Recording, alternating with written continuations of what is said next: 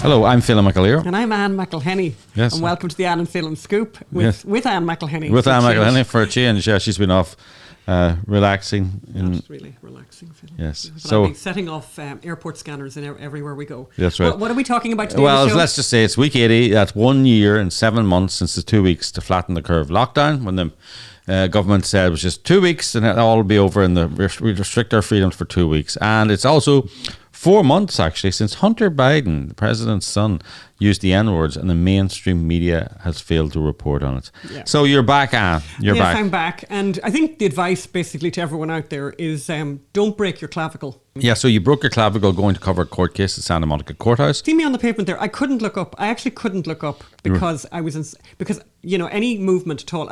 Oh my God. Anyway. And you had an operation, and the recovery wasn't as good as we'd like. So you weren't there last week. You weren't on the show last week, but now you're back, as you say, setting off scanners. And my court, as you know, as people know, no lawyer would take the case because it was too small.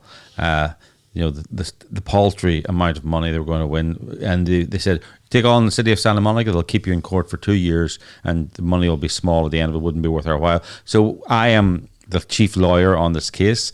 I've written to Santa Monica Courthouse asking for them to preserve all video. And you can't send them an email, you have to write it with a quill and pen.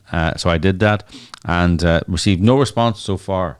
There you go. So anyway, what's on the show today? And by the way, thank you to everyone who wrote the really nice messages and inquiring about my health. And I'm just glad to be back, even if I'm with a broken wing. Anne would love to respond to those messages, but at the moment she has one hand. I'm working on one hand, and the left hand, of course, typically the one that is implicated. So now that you're using your left hand all the time, do you think you're going to get more intelligent because the other part of your brain is going to work? Oh, really? Okay, tell us what else is happening in the show there, Phelim. Not that left-handedness or leftedness in any kind of sense would be a good thing. Let's just be honest. Okay. My mother was left-handed and she was forced to use her right hand at school. Oh, that's what they used to do. Yes. Yeah. So on the show today, a great show today, from starring as a notorious rake and womanizer, Lord Palmerston, and he's now going to take up the role of sensitive artist and all-around good guy, Hunter Biden. We have actor Laurence Fox on to discuss on why he has joined our My Son Hunter movie. And the interview is long, it's wonderful. We just did it a little earlier. And you won't want to miss that. And also the UK have made a very historic ruling in the High Court, and I bet you haven't heard about it. Yeah. And Eldergate film. Tell us about Eldergate, Eldergate, or No Country for Old Men Gate. Larry Elder, he probably would have been made a great governor, but I have to say he would make a terrible movie critic. So we look at the latest Larry Elder scandal as revealed by the Anne and Phelim Scoop. And we have a recipe. What you get when you cross a savoury bread pudding and a frittata. And I think, by the way, we never actually did show a frittata recipe before, so we'll bring you that. Killing two birds with one stone. Exactly. And also we have a really beautiful piece of writing that I think anytime you come across something really gorgeous that you think would be uplifting, you should share it with people. And our dear, dear friend, Melanie Sturm, wrote a piece, a really beautiful piece about... be the person your dog thinks you are. And even if you don't have a dog, you really want to read this piece. I'll read a tiny piece of it out for people, but I think you really want to do that. But first we're going to go to Laurence to hear from Laurence Fox. Yes, we interviewed Laurence just before the show started. Laurence is going to be in our movie, My Son Hunter, the biopic of Hunter Biden, bringing to light the Biden family corruption, the Hunter Biden corruption, the corrupt administration and the corrupt media. So let's go over to that interview now. It's a wonderful interview, actually. We covered a lot of ground, and he's a great actor, a great person, and a great interviewee. Let's go over there now. So we're very happy now to be joined by Laurence Fox. Laurence Fox is an English actor and political activist, a graduate of the Royal Academy of Dramatic Art in RADA, probably best known in his acting career for playing the TV series Lewis. He played Detective Sergeant James Hathaway, and in one of those very strange coincidences, he has a strong connection to a historical figure that I'm fascinated with, obsessed with. Go on, Lord Palmerston. Lord Palmerston. Wait till you hear. Well, he played Lord Palmerston in the PBS series Victoria. He may have played an outstanding member of the aristocracy, but he also played Prince Charles in Whatever Love Means in 2005, but we won't talk about that. He also played one of Jane Austen's suitors in Becoming Jane, and he played the Lord Chancellor in Elizabeth, the Golden Age. He's also been on stage, Mrs. Warren's Profession by George Bernard Shaw, and he's also been... 'Tis a Pity She's a Whore, John Ford's 'Tis a Pity She's a Whore. He's even, and Laurence Fox is even a singer-songwriter and guitarist. His debut album was Holding Patterns, and followed up by A Grief Observed in 2020. He's packed a lot into a short life. He's been a outspoken critic of political correctness and the cancel culture.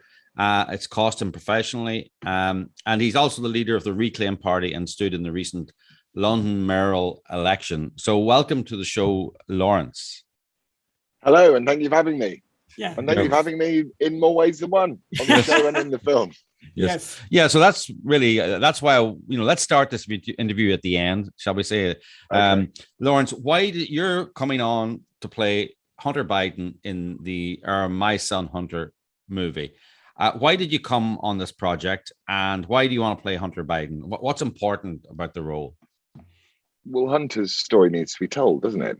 It's been suppressed, and for the sake of votes, it's been suppressed. And I think it's very important that Hunter doesn't get cancelled. It's really important that he gets his opportunity to share his truth. Oh, very nice. Oh, yes. So, was the idea of playing Hunter? Was it the script? Would you have played Hunter regardless of the script? Tell us about. Do you remember getting the email from us, or did we phone you, or what way was it? I do remember getting an email from you, and then I opened the script and said none of what follows is true except for all the facts, or something like that, on the first page. Do you know what I mean? Yeah. And I follow American politics very closely, because everything that happens there happens here about 20 minutes later. So I was fascinated by the story. I then read the script, and I was laughing at the script, A, because it's funny, but B, because it's true.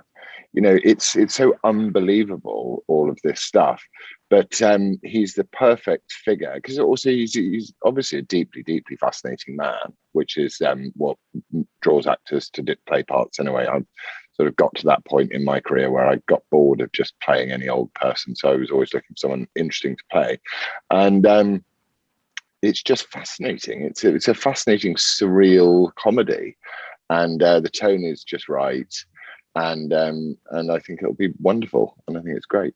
So, by the way, I am going to Serbia in a couple of days. In a couple of days to start pre-production. I'm coming later, by the way, Laurence, because I've broken my wing in the meantime. What did you do? This is something you don't want to do. Warning, whatever you do, don't break your collarbone. I've broken my collarbone, and I've had my shoulder reconstructed, but don't worry, it was over 2 years ago, so I don't need to put that on the medical form. Fortunately, I broke my collarbone, but in the service of journalism. In the service of journalism, yes. We were on our way to a court case to listen to the verdict, and I walked on a pavement in Santa Monica and did the most spectacular. I wish they'd captured it on video. I hope they have, because it's very spectacular fall. Yeah, but you need to sorry. Yeah, it's hateful, but but loads of sympathy I'm looking for, so that'll work. You have it from me. Talk to the screenwriter. We did want it to be a surreal comedy, because actually this is surreal. I mean, this is a man who had to take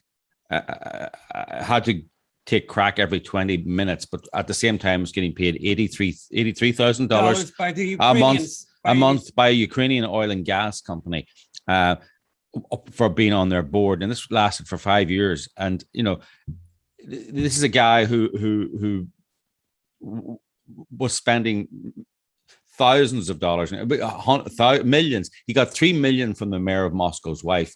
He got 100,000 in a credit card from a Chinese businessman who was later arrested. He's trying to take 2 million quid out of Libya as we speak, isn't he? Yes. Yeah. Can I have that? I need some more crack. Yeah. And art, and of course, don't forget that he's doing, he's painting his art. There'll be 2 exhibitions, one in Los Angeles and one in New York. And, apparently $500,000 is kind of the asking price, and no one's going to know who bought them. But nothing to see here. Nothing untoward. Nothing to see here. No. Better way. There are worse ways of laundering money, aren't there? Yeah. I think, in fact, I mean, and we talked about this in an earlier podcast. Apparently, it's a really, really good way of laundering money because of the fact that the art world is so, lacking. Corrupt. It's super corrupt, lacking in transparency. You can walk in and say, "Oh, that broken chair over there, woo! I never saw anything like it. I'll give you 2 million." And unlike a car or a boat, artwork isn't registered. So you don't know who owned it before you, who owned it afterwards. You don't know who's bought it. So to get back to the project, to the movie, which, by the way, was funded by the people watching this podcast. Thank you very much. You can still fund it if you want. We're still trying to make this the best movie it can be. So please go to mysonhunter.com. But to get back to the movie, buy me an extra sandwich. Buy me an extra sandwich. Exactly, an extra. Yes, indeed. To get back to the script, we did want it to be. I remember saying to the screenwriter, make it part Austin Powers, part King Lear, and part House of Cards. So there is this surreal aspect of Austin Powers. There's the King Lear. There's the relationship between Hunter and Joe, which is like Shakespearean. And then there's the crazy media and politics malfeasance. It's the relationship between those two is fascinating, isn't it? And also you can observe, you can sort of see, you can sort of do a GCSE or sort of low-level academic wash over the family and get quite a good view about what happened, especially as Joe is, he's sat outside there when the Marines, after his terrible and awful, ridiculous withdrawal from Afghanistan, and he is talking to the parents of the Marines, and he's talking about his son, Bo. Yeah. It's an extreme lack of class there. So I can see why Hunter has quite a, it can be quite a disturbed individual. I can see that for sure. Yeah. But it is King Lear in a lot of ways, because there's the corruption of King Lear. There's the moral corruption of Lear himself. Lear's actually a much more interesting character than Joe Biden, to be fair. Yes. As we know. And Hunter is no Cordelia, let's put it that way. Ouch. I don't judge the characters, though. I don't think it's important to judge the characters. In this sort of modern woke silly world that we live in, when people do talk about my truth, I think one of the few times that you can ever apply my truth or the truth of a truth which isn't the universal truth that's always accepted to a character is through the words that they speak. So that's where you get your truth from. And Mamet goes on about that a lot, doesn't he? And he's, I think he's got cancelled, hasn't he, recently? Yes. Very much so. Yeah. He's a neighbour of ours out here, and we know him well. Yeah, great. I know him well. In fact, we talked to him about this script. Actually, he's he's got some very interesting things to say about the relationship between Joe and Hunter as well. But we also felt it was important not to demonize Hunter, to try and make these people human, to explain, because if you make them human, then you understand why they're corrupt, as opposed to if you make them demons, then it's hard to emphasize. But this is the enemy of modern cinema. And why I was really drawn to this story is because modern cinema is basically just a moral lecture nowadays. Yeah. You're told what to think and why you're meant to think it, and it's very confusing. And you're having the Avengers movies being a classic example, or anything on Netflix, actually, if I'm honest, at the moment. But stories are. It's up. My dad always used to say to me about acting, which was, he said, you just remember the audience are much smarter than you are, and you'll do fine. Yeah, and that was it. That was his bit of advice about acting, and I've applied that rule. So I think it's really important not to judge your characters. I think it's actually, in order to create drama, you have to humanize them. You can't go, I'm going to do a pastiche Joe Hunter Biden or a pastiche Joe Biden. You go, the comedy comes because they mean it. Yes, that's exactly. What... They don't see the joke. They never get the joke, and they believe it exactly. So it's going to be very exciting. Filming is going to start on October the 25th. It's going to be a great. It's weeks away. It's actually weeks away. It's weeks away, and we're going to be in Serbia because it's going to double as a Ukraine, and it's going to be very, very interesting. We're really looking forward to it. I want to talk about your other life. I mean, first of all, I want to talk about this guy here, Lord Palmerston. Who Phelim is obsessed with. I am obsessed. I have. This is, I just long before we ever heard of you, Laurence. Just before I came in, yeah. I just went to a bookshelf and got. I have about 20. Actually, I won't say how many. Let's just say. Let me just say this. Let me just say that my husband has an almost embarrassing collection of Palmerston memorabilia, as well as books about Palmerston. And I think maybe Phelim has told you before, we have a home in Ireland, in the village where Lord Palmerston built a castle, built the pier, built the convent for the nuns in Mullaghmore, County Sligo. Beautiful village. It's kind of like, what did Lord Palmerston ever do for us? Well, he built the convent, he built the pier, he built the hotel, he built the street, he built the houses. So those much maligned colonialists, including Palmerston, he built the convent for the nuns. But I wanted, but he also was, much more than a local builder in Sligo. No, that's true. I mean, for people who don't know who Lord Palmerston is, he was basically, to me, he was the Trump of his time in so many ways. What does Laurence think of that? I want to tell people who he was, right? He was the British twice Prime Minister of the United Kingdom in the mid-19th century, dominated foreign policy. He was basically in power or in office from 1807 to 1865. And, I'm looking here. He invented gunboat diplomacy. Yes. Yeah. Which is for a long time was a much maligned philosophy. But actually, when you think about it, it meant that British citizens were secure no matter where in the world they went. And we saw recently with the Chinese, when the Canadian government arrested a Chinese businesswoman on an arrest warrant, an extradition warrant, they immediately arrested 2 Chinese citizens and put them in prison. In Palmerston's day, he would have sent the Royal Navy in and blown the crap out of Beijing.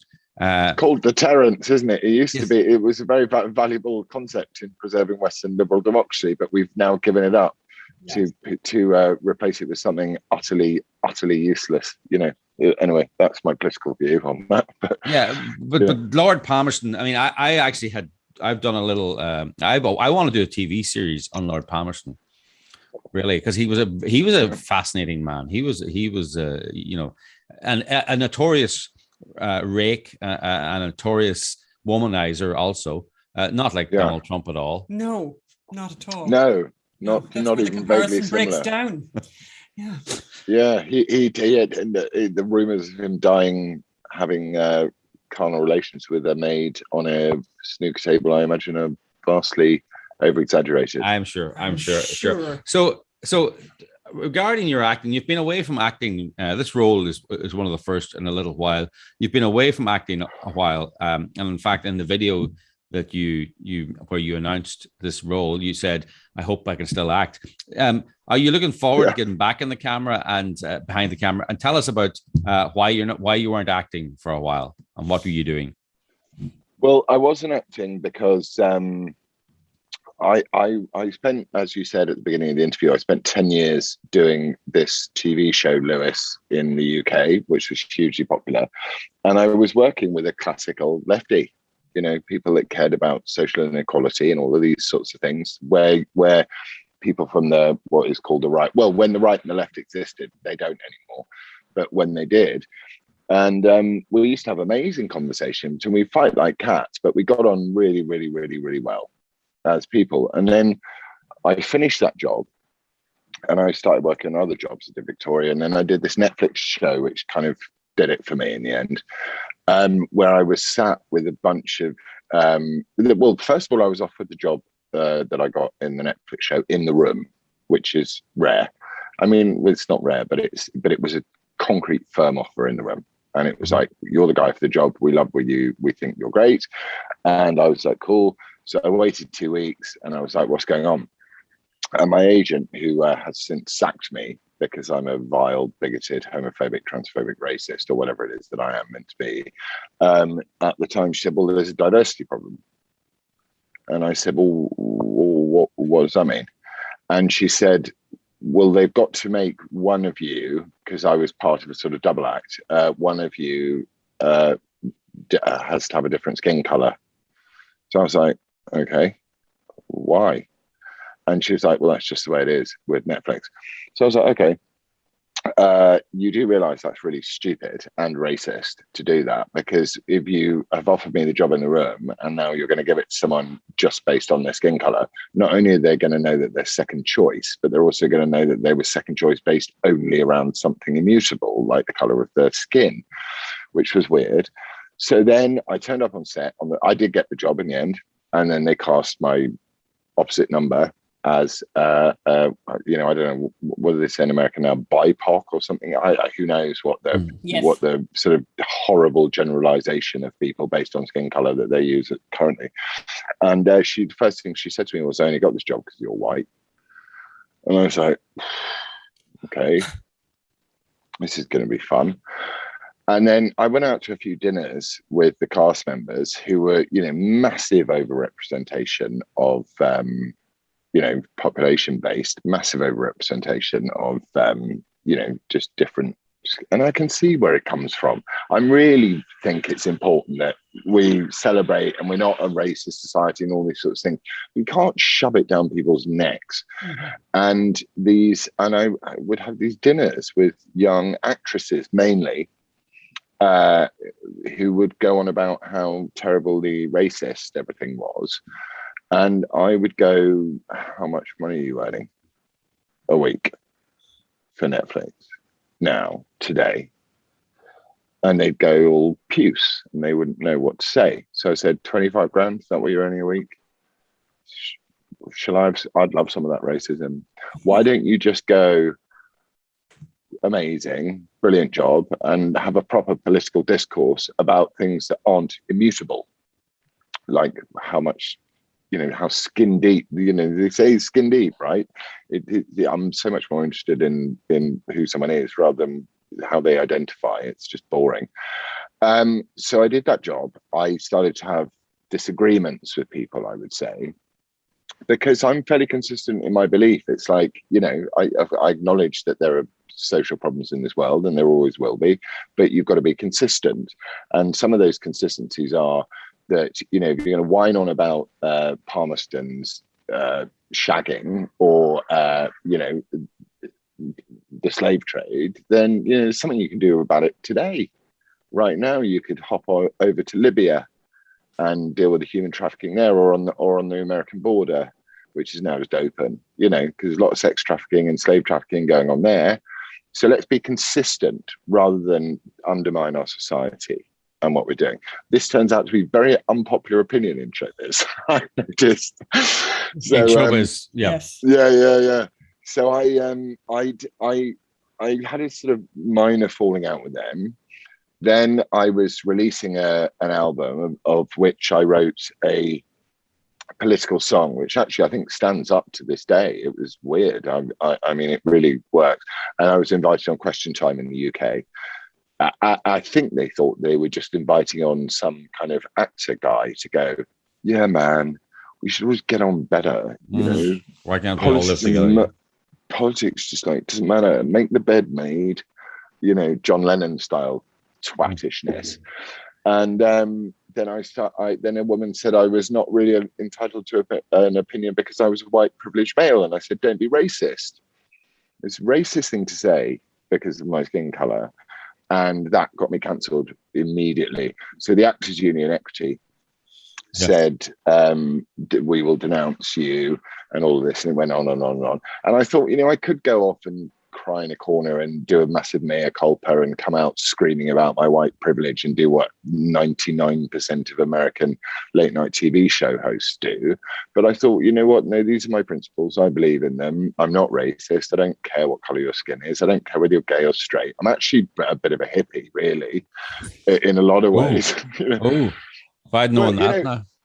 But I'm not a hippie in I would call myself a conservative hippie. I'm live and let live as a person, and I'm up for the chat. And you shower. What? And do you shower? That's great. And I no longer go to festivals. So it was just a sort of organic thing. And I was speaking to someone today actually, and they said, the thing about you, Laurence, is you're a double traitor to show business. Because first and foremost, you're an actor who doesn't toe the line that all the other actors toe, and B, you walked away from it. So I was cancelled, but at the same time I walked away because I chose to. I didn't go, right, I'm so sorry, I am white and this is terrible, and I must apologize to everybody. But I just thought, this anti-white racism is horrible, and racism of any kind is horrible, but the prevalence of anti-white racism in the world is disgusting. And I just thought, I'm going to stick to my guns. I've got 9 nephews and nieces, and 2 of them, sorry, 9, I've got 2 sons and 7 nephews and nieces, and the only 2 that are actually white are my kids. The rest are all mixed race. So I'm like going, God, I've got to kind of look out for you guys now, because they're all coming home from school and being told about how white privileged they are and all this sort of stuff.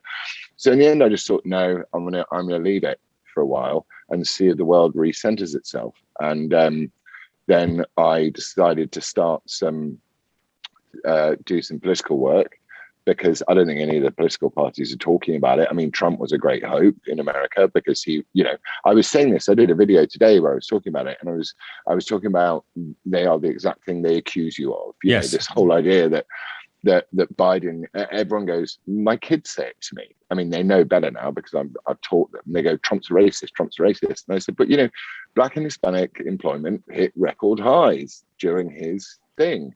So I armed them with ammunition, and yet Biden has just got a long slew of racial slurs coming out of him all the time.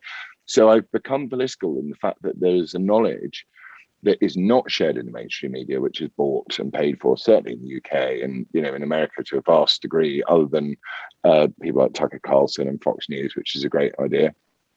And I thought I'd just offer the alternative version of the dialogue. Yeah. But show business is so unbelievably fragile emotionally, and wants to lecture everybody about how they should live, that I just thought, well, I don't want to be any part of this. So I got into politics, which is basically where rock and roll is nowadays.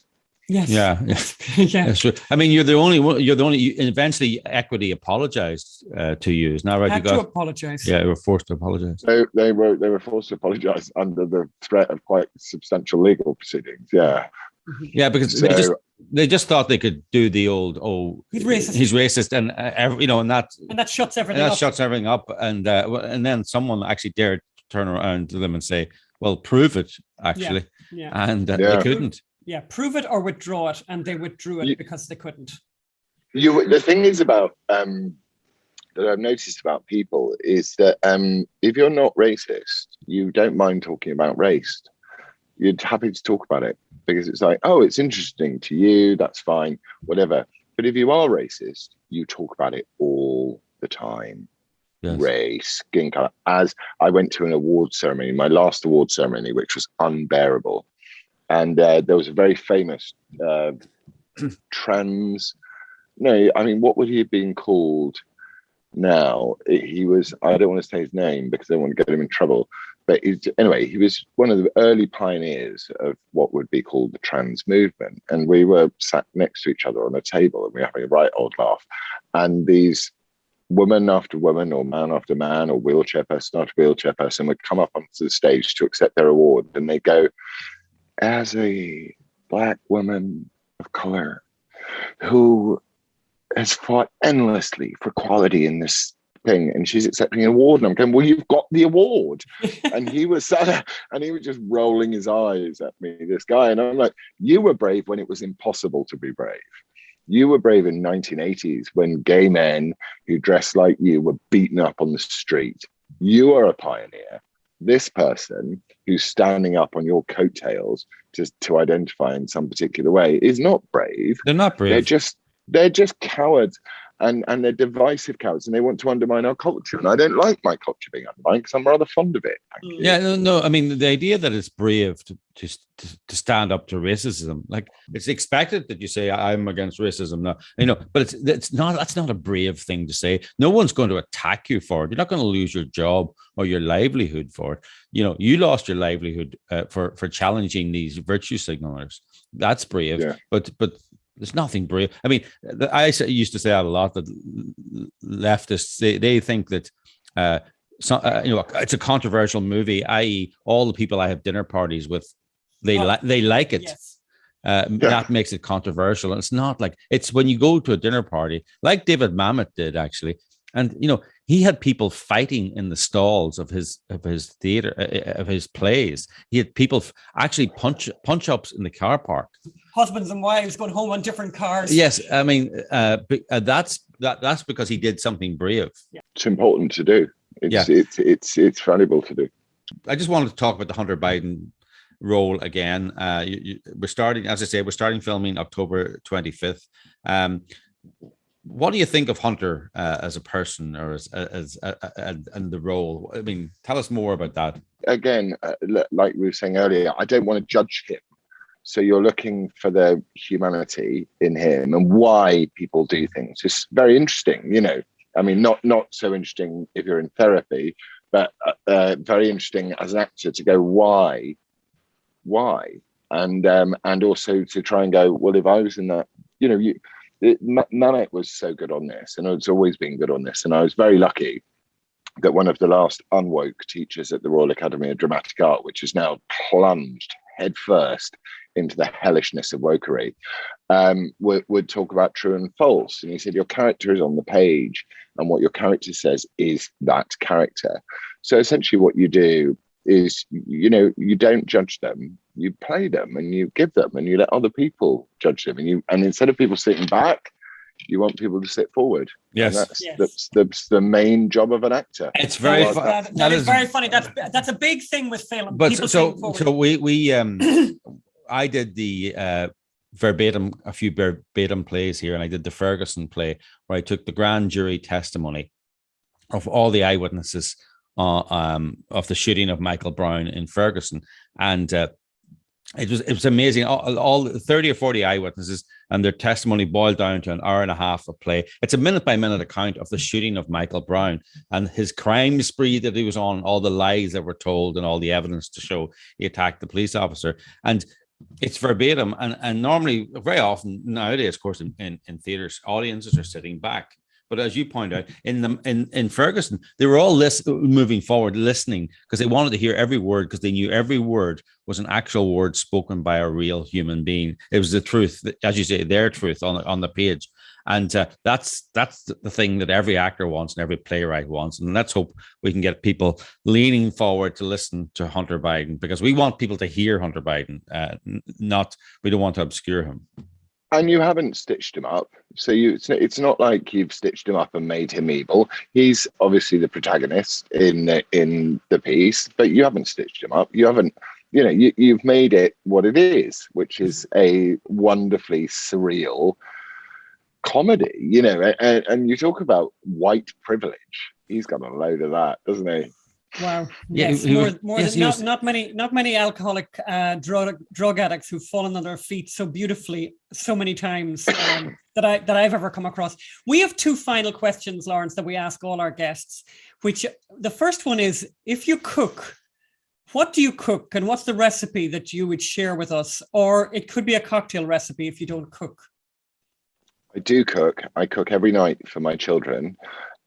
And because I believe it's important to eat with your kids, because that's where you find out what they think about stuff, and you can unindoctrinate them if they start coming out with some crazy madness.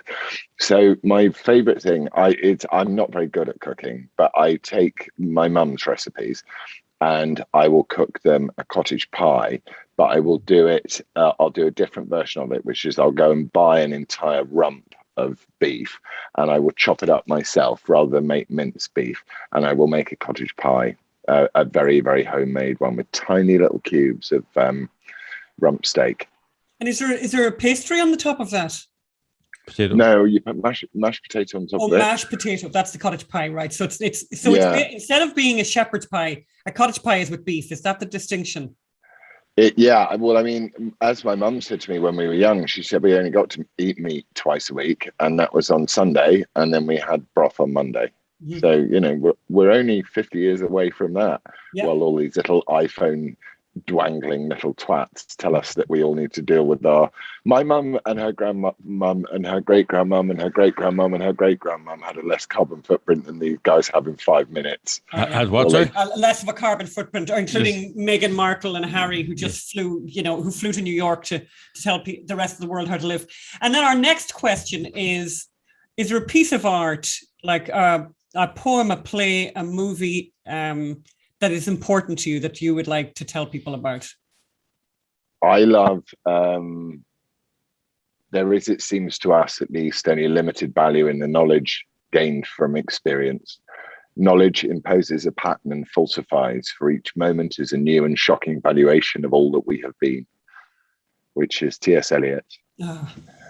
And I love all of Shakespeare. I mean, I can recite the stuff going out of fashion. It was the greatest gift I ever got was an understanding and a love of words.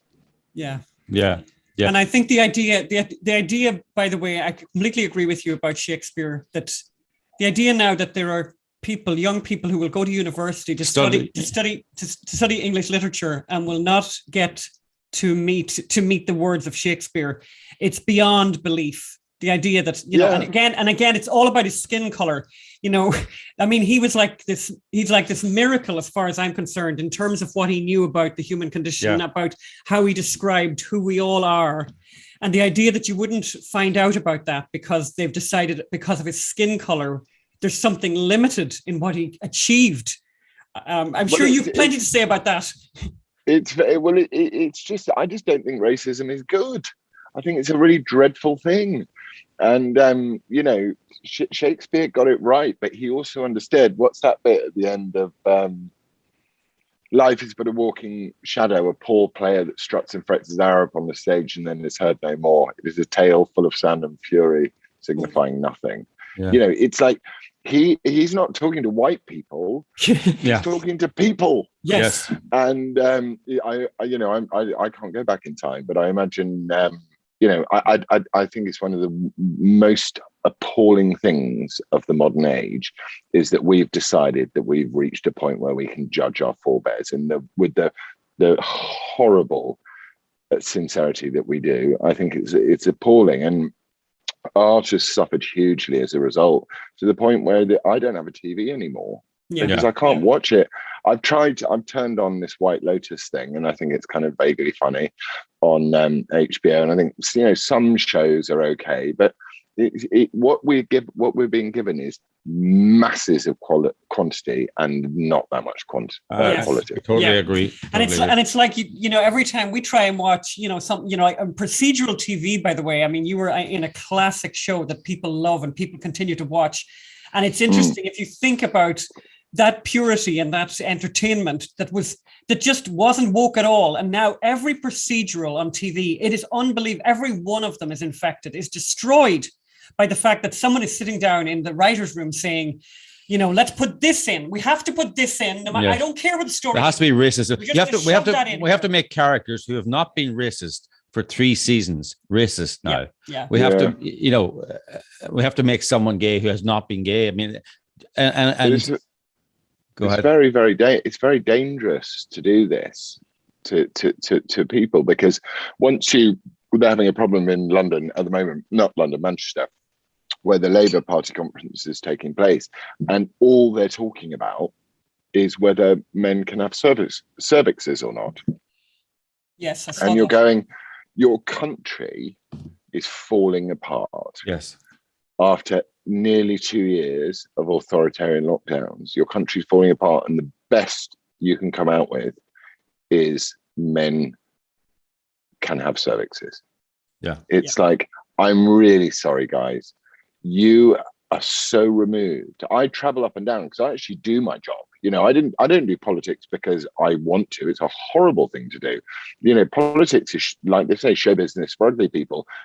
But at least in show business, people just want to be famous, right? And I'm like, fine, be famous, cool, whatever you want.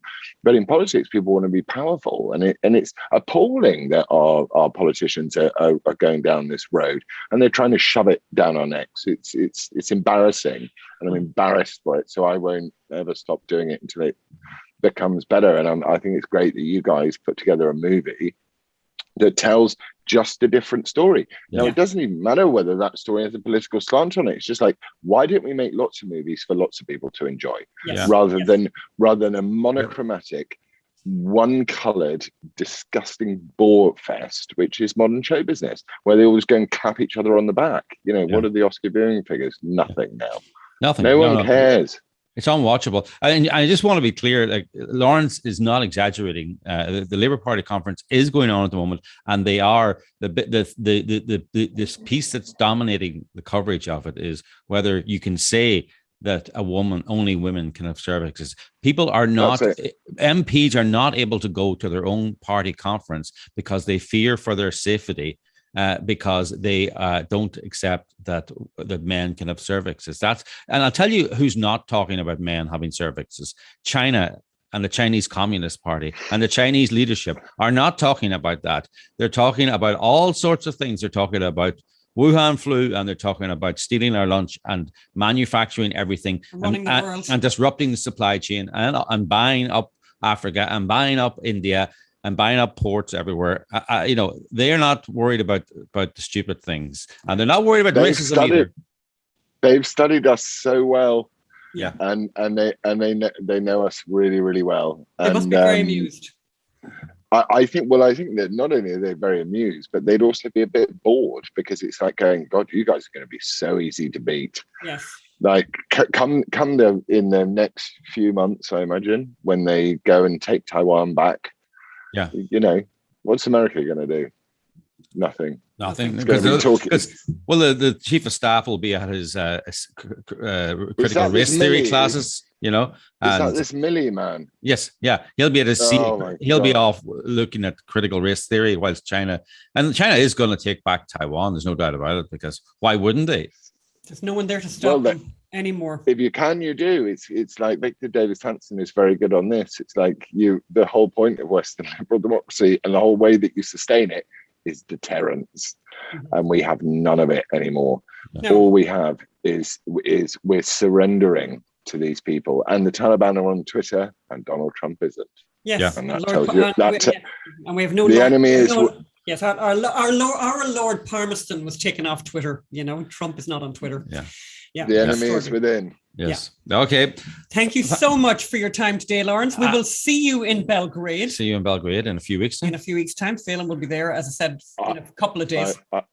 I've got a personal connection in Belgrade, and I'm meeting her the minute I arrive. Okay. Yeah, very interesting. We'll hear more. No, but she looked after me when I was a child, and we've been talking, and she said, I can't believe what's happened to your country. She said, I fled my country. Oh my God. Oh wow. Okay. Well, Laurence, thank you very much. Talk to you soon. Okay, bye. Bye. Well, that was just great. I'd love to have heard more about I assume it was his nanny, his Serbian nanny. I think we can ask him that when we're all in Serbia together. Yes, of course. I think we'll be talking to him on the set. Yeah, we're going to be doing lots of interviews from the set in Serbia. So that'll be fun. And don't forget, look, you've been very generous so far. We've raised almost 1.65 million, maybe more at this stage. I haven't looked recently. But we do need, the total is 2.5 million, right? That's what we need to make this project real, to get it going and to get it out. So please give what you can. Go to mysonhunter.com. If you haven't donated, please do so now, because Laurence Fox these actors are all really professional. We're employing professional people in Serbia. They all have to be paid, and we have the greatest pleasure in paying professionals for their work, but we just need your help to do it. So please go to mysonhunter.com and this is a give film it that Hollywood are never going to make this film. Please help us to make the mainstream it happen. media censored this story, yeah, and we're trying to make it that they can't ignore this movie anymore. Exactly. Thanks. There was another story that I feel like the mainstream media around the world have ignored, and it's an extraordinary story of this wonderful woman, 24-year-old Heidi Crowther from the United Kingdom, who has as she'd say herself, who has an extra chromosome. So Heidi has Down syndrome, and she brought a case to the High Court in Britain in the last few weeks, basically, highlighting the discrimination that exists in the law in the UK. Right now in the UK, There is the abortion rules in the UK right now there's a general rule, no abortion after 24 weeks in the United Kingdom. Amazing. However, 6 months. However, at 6 months, by the way, which is extraordinary. 6 months. It's always the right way to remember to say it, not 24 weeks, which people kind of immediately don't grasp. 6 months, you can have an abortion for any reason in the United Kingdom up to 6 months. But they make an exception and allow you to have an abortion up to birth in the case of Down syndrome, cleft palate, or club foot. I mean, it is beyond belief. And I think the best way to realise how most of you probably have people with an extra chromosome in their life, in your lives. So you know extraordinary talented people that should be singled out for the things they can do, not the things they can't do. But look at what Heidi Crowther can do. And here she is. And unfortunately, the High Court in the United Kingdom ruled against Heidi. But here's her speaking outside the court after that decision. Let's have a listen to that. I'm really upset not to win, but the fight is not over. The judges might not think it discriminates against me, and the verdict doesn't change how I, as thousands in the Down syndrome community, feel. We face discrimination every day in schools, in the workplace, and in the society. Thanks to the verdict, the judges have upheld discrimination in the womb too. This is a very sad day, but I will keep on fighting. When Wilberforce wanted to change the law on slavery, he didn't give up, even when events didn't always go his way. And when the going got tough, he kept going.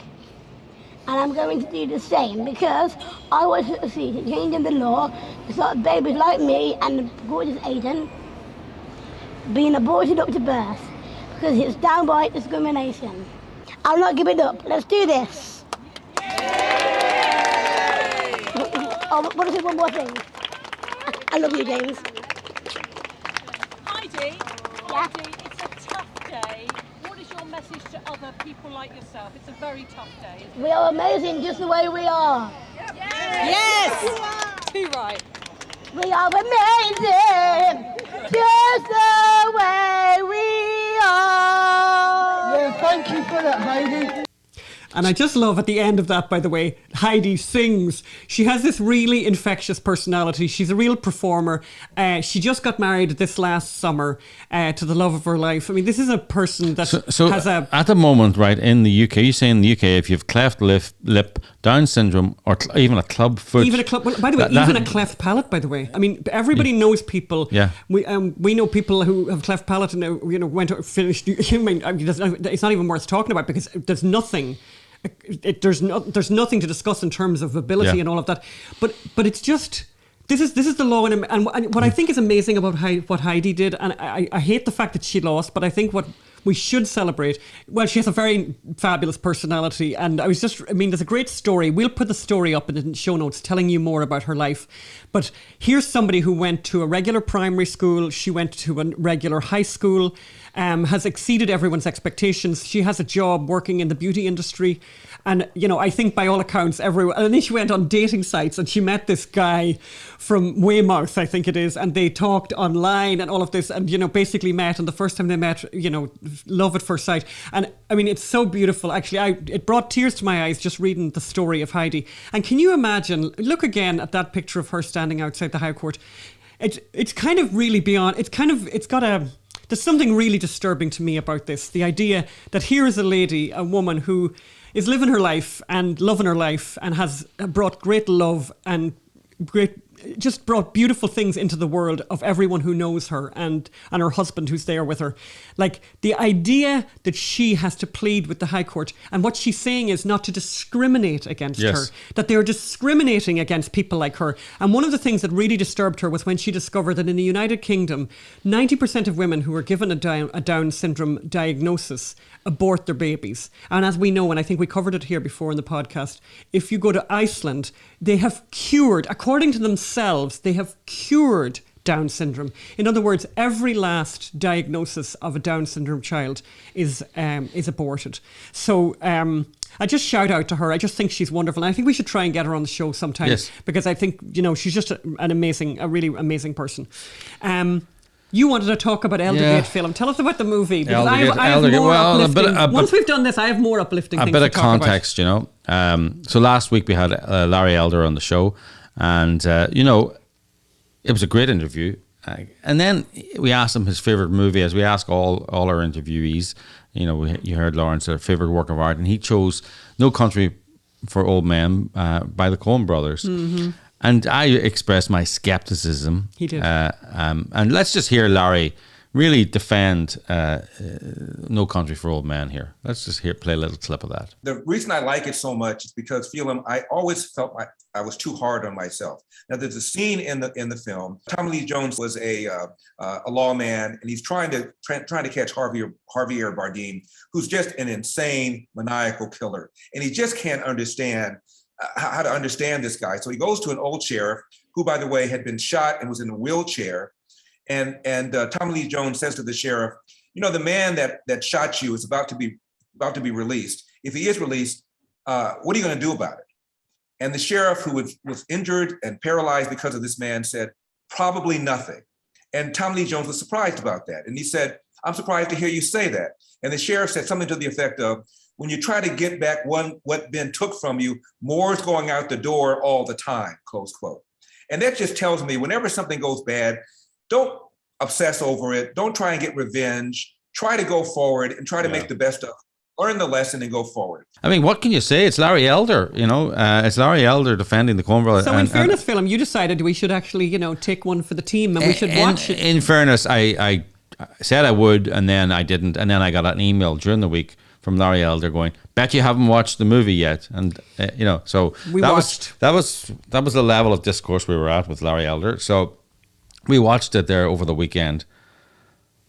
Boy, is it awful. It's pretty awful now. Yeah. Larry Elder is a great author. We love Larry Elder. A Elder. great civil rights activist, actually. A great thinker, a great speaker, a great politician.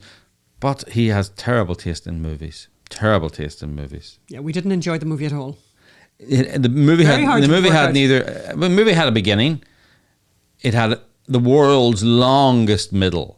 Like, it just went on and had no end. But most offensive of all, it didn't have an end, which we always, I just think that is criminal. I want to move on to my recipe now because we're running out of time. Well, the guy just say, you know, Coen Brothers. Okay, someone needs to tell me a good Coen Brothers movie because there ain't The Big any. Lebowski, I really enjoyed. Watch it again. We tried to watch it, remember, recently. Do you remember? I don't have recalled that now. Yes. So what we decided to do, because obviously I'm with the broken wings, so things are a little slow around here, more slow than normal, unfortunately. I decided this simple recipe was one that I would love to share with you guys, which is kind of a cross between a savoury bread pudding and a frittata. And here's what you need to make this happen. And I've got a photograph up there pretty much of all the ingredients. Gruyere, if you want to be posh about it, but you could use any cheese, but Gruyere is particularly nice. Eggs, lots of eggs. I think I used 10 or 12. Milk, about a cup of milk. Parsley, onions, old bread, by the way. So old bread. And I had some very nice sourdough baguette, which we hadn't eaten, and couldn't be more stale. And actually cutting that up was actually a big drama. You had to do that. Leftover potatoes from a dinner last night and cherry tomatoes. And what you want to do is you want to fry up your bacon. Did I mention bacon there? Oh, that's one thing I didn't mention. Bacon, incredibly important. You want to start by frying your bacon. And while you're frying the bacon, you can start by breaking your eggs, 12 eggs into your big pot there. You can see that. Eggs, add to that a cup of milk. Add to that, and by the way, I had a little bit of cream left from a dessert the night before. We threw the cream in as well. This is a great thing about a frittata. You throw everything that's left in the fridge into it, basically. You know, you can be very loose about that. And then pepper and salt, and we always put in red pepper flakes because we like the bit of heat. And then, well, you never object. Stop now. And basically then, instead of bothering, because I hate grating cheese, it's one of those things I really hate doing, I just cube the Gruyere, because then you get these little pools of gorgeous cheese. So if you want to annoy your wife when she's grating cheese, go to the counter, get a large saucepan and put it in one hand and the cheese grater in the other, and say, darling, which one of these is bigger? And she'll go, what do you ask me? Which one is bigger? And she'll go, the saucepan. And you'll go, no, because this is the grater. Yeah. I've heard that a lot of times. It's one of those things, please God, he's going to forget it one of these days and not say it anymore. But there you go. So you then drop the cheese in there into that pot and then whisk that up. Just whisk that egg mixture up. At this point, the bacon's probably fried. Take that bacon off, leave the grease behind, and put your sliced onions in there then to fry. Allow that. The reason it's called a frittata, by the way, is everything gets fried.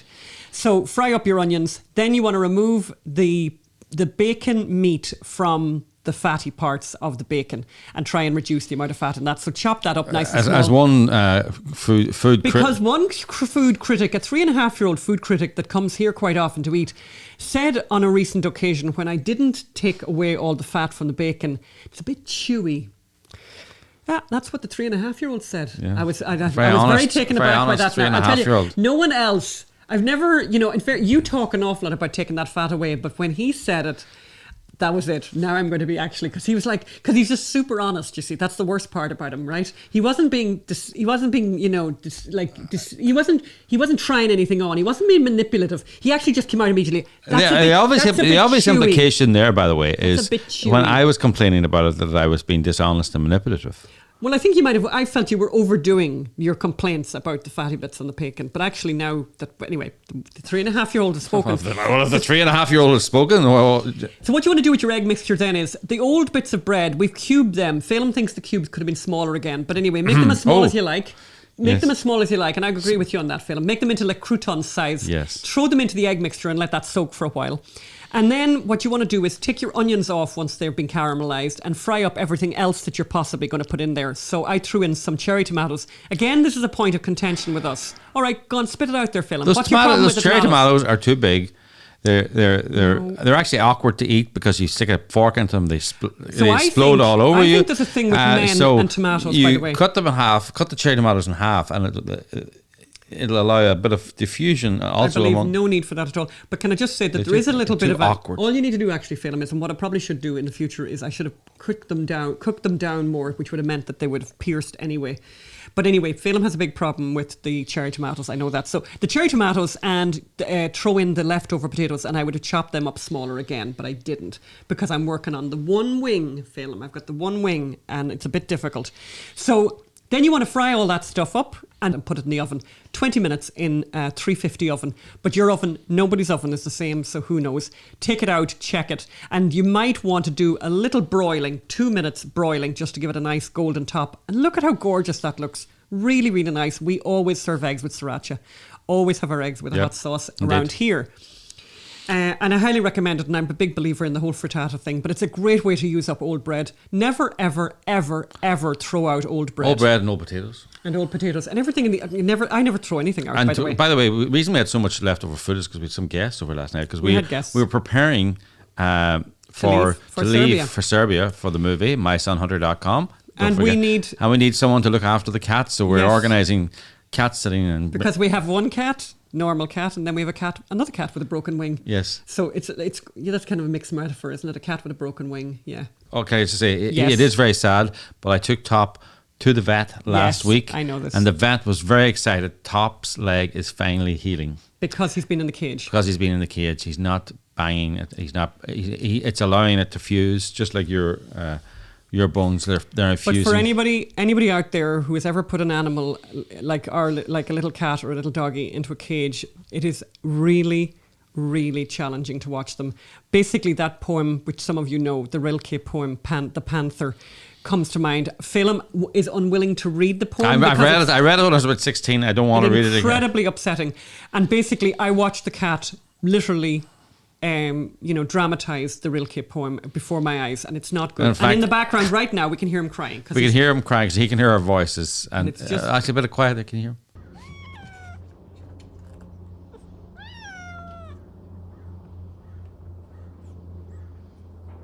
I'm not doing it, Phil. No. I can't do it. So, talking of pets and animals that we love, our very dear friend Melanie Strum wrote this incredible piece about her dog Leo and about what he means to her.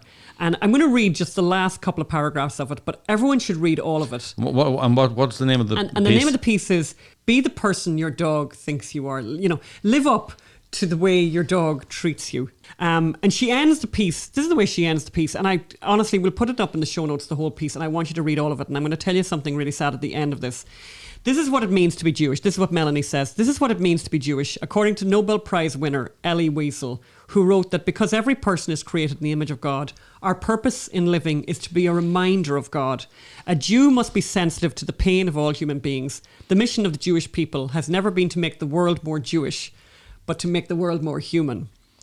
So as the minutes dwindle before the shofar ends, and she's talking about the high holidays here, sends us to a new year of renewal and reinvention, I want to remind you that you cannot waste time in advance. It's a gift that we've yet to squander a single second. What you do with your tomorrows is your choice. So how will you choose? The 𝙎𝙤𝙤 rabbi famously said that everyone thinks the greatest miracle is to resurrect the dead. But the real miracle is to resurrect the living. So we live the life we should be leading.